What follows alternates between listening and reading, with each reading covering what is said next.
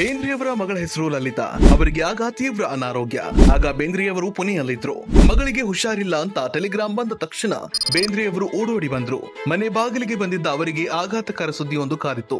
ಮಗಳು ಲಲಿತಾ ತೀರಿ ಹೋಗಿದ್ರು. ಚಿಕ್ಕ ಮಗಳ ಶವ ತನ್ನ ಮಡಿಲಲ್ಲಿ ಹಾಕಿ ಅಳುತ್ತಿದ್ದ ಬೇಂದ್ರೆಯವರ ಪತ್ನಿ ಲಕ್ಷ್ಮೀಬಾಯಿ ಅಳುತ್ತಾ ತನ್ನ ಕೆಂಪಗಾಗಿದ್ದ ಕಂಗಳಿಂದ ಬೇಂದ್ರೆಯವರನ್ನ ನೋಡುತ್ತಿದ್ರು.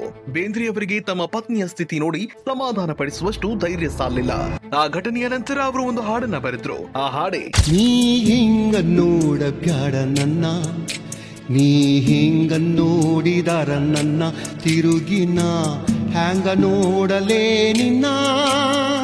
ಇದು ರಾಜ್ಯೋತ್ಸವದ 100 ದಿನ 100 ಜನ ಕನ್ನಡಿಗರು ಸಿರೀಸ್ ನ ದಿನ 19.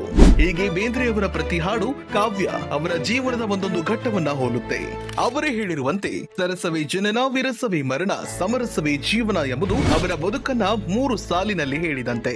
ಮರಾಠಿ ಮೂಲದ ಕುಟುಂಬವಾದ್ರೂ ಕೂಡ ಕನ್ನಡ ಕರ್ನಾಟಕ ಏಕೀಕರಣಕ್ಕೆ ಬೇಂದ್ರೆಯವರ ಶ್ರಮ ಅವಿಸ್ಮರಣೀಯ.